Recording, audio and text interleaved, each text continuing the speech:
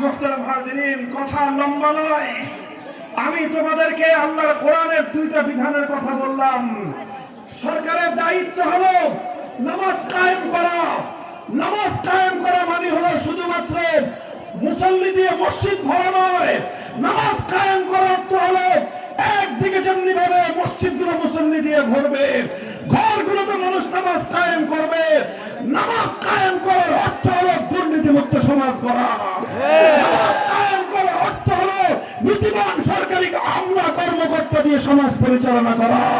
নামাজ কায়েম করার অর্থ হলো সৎ এবং আমানতদার রাজনৈতিক নেতাদের হাতে দেশের দায়িত্ব তুলে দেওয়া। নামাজ কায়েম করার অর্থ হলো গোটা সমাজ ব্যবস্থার দুর্নীতির শেকড় শুদ্ধ উপড়ে ফেলা।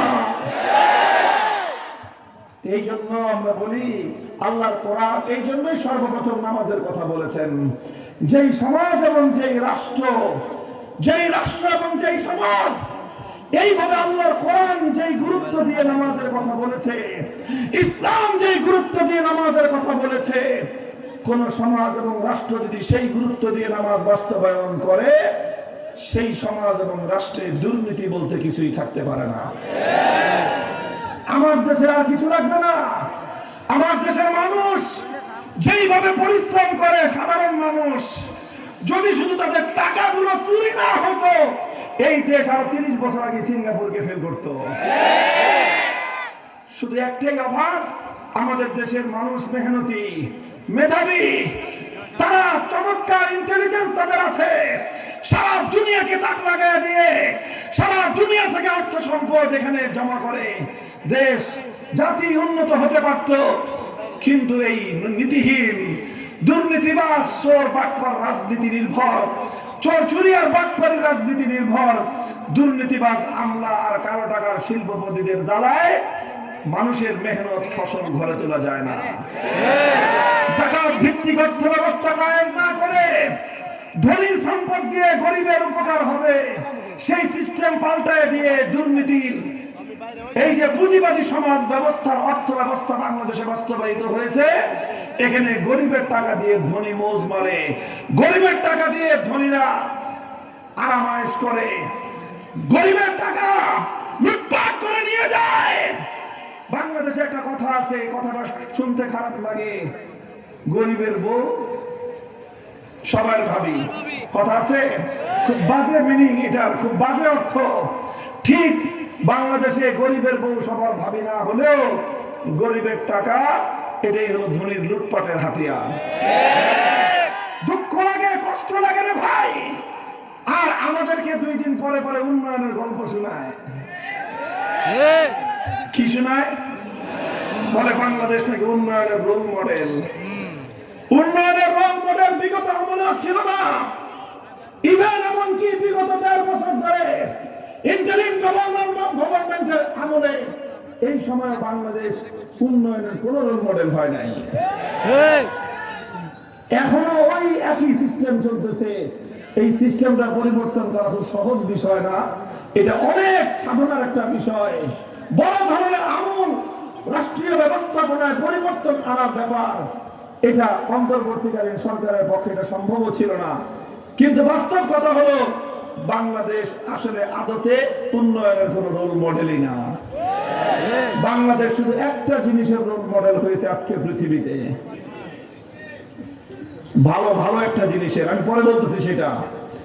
বাংলাদেশ শুধু একটা জিনিসের রোল মডেল হয়েছে, সেটা বাংলাদেশের যুব সমাজ, বাংলাদেশের তারুণ্য, বাংলাদেশের জুলাই বিপ্লব বিশ্ব মডেল, বিপ্লবের রোল মডেল, ফাঁসিবাদের বিরুদ্ধে বিদ্রোহের রোল মডেল, স্বৈরাচারী স্বৈরতন্ত্রের বিরুদ্ধে দাবানলের রোল মডেল হলো বাংলাদেশ।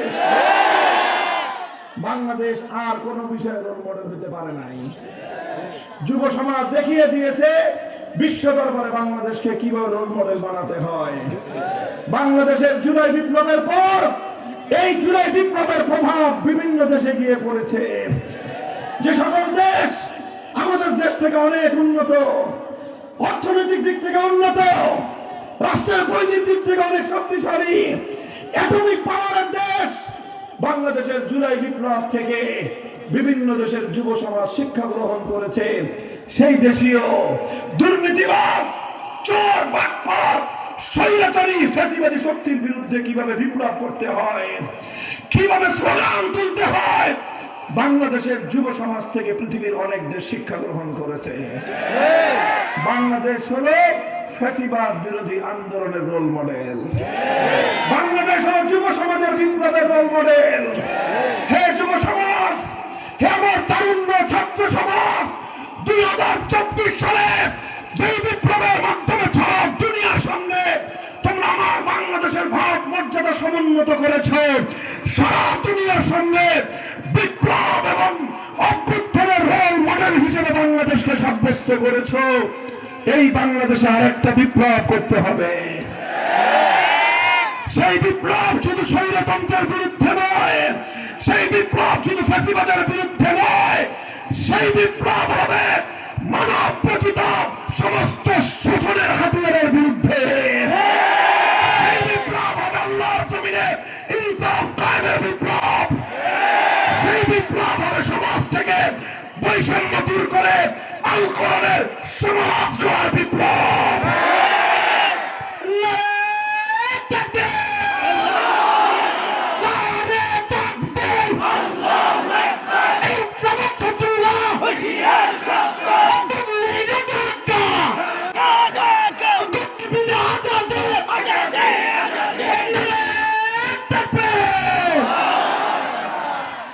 الذين إن مكناهم في الأرض أقاموا الصلاة وآتوا الزكاة। আল্লাহ বলেছেন, আমি যদি ঈমানদারদেরকে রাষ্ট্র ক্ষমতা প্রদান করি, রাষ্ট্র ক্ষমতার মাধ্যমে সর্বপ্রথম তারা নামাজ কায়েম করে সমাজটাকে দুর্নীতি মুক্ত করবে। নামাজ কায়েম করার নির্দেশের মাহাত্ম্য বুঝতে হবে। নামাজ কায়েম করার অর্থ হলো দুর্নীতি মুক্ত সমাজ গড়া। যতক্ষণ পর্যন্ত তুমি সমাজ থেকে দুর্নীতি মুক্ত করতে না পারবা, চুরি বাটপারি থেকে তোমার রাষ্ট্রকে যতক্ষণ পর্যন্ত তুমি রক্ষা করতে না পারবা, তোমরা যতই মেহনত করো, যতই উপার্জন করো, যতই সম্পদ কামাও, সেই রাষ্ট্র এবং সেই দেশ কোনোদিনও উন্নত হতে পারবে না। দুর্নীতিটা কেমন জানেন? দুর্নীতিটা হলো মাছ ধরতে গেছেন, মাছ যে রাখে এটা কি বলে?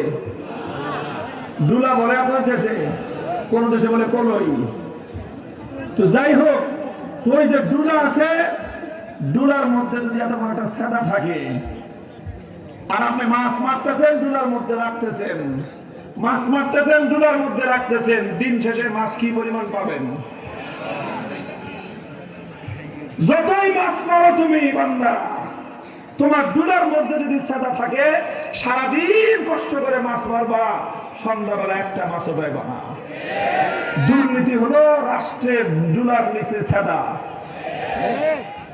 এই সাদা বন্ধ না করে উন্নয়ন করবা, এই সাদা বন্ধ না করে জনগণ মেহনত করে পয়সা কামায় সরকারকে ট্যাক্স দিবা, যাই দিবা, এটা হাতির পেট খাইবে, খালি খাইবে, খাইতে খাইতে খাইতে খাইতে তখন মাথা শুদ্ধ চাবা খেয়ে ফেলবে, ওই দুর্নীতিবাজের পেট ভরবে না।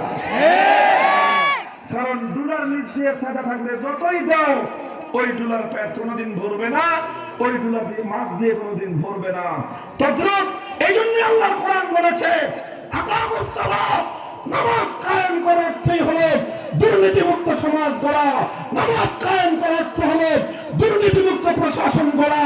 নামাজ কায়েম করার অর্থ হলো দুর্নীতিমুক্ত মন্ত্রী এমপি গড়া। এরপরে বলেছেন যাকাতের কথা। যাকাত ব্যবস্থা বাস্তবায়ন করার অর্থ কি?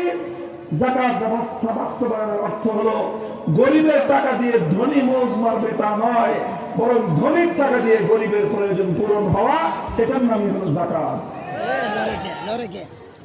এই কথাগুলি বুঝাইলাম। আখেরি কথা আমার।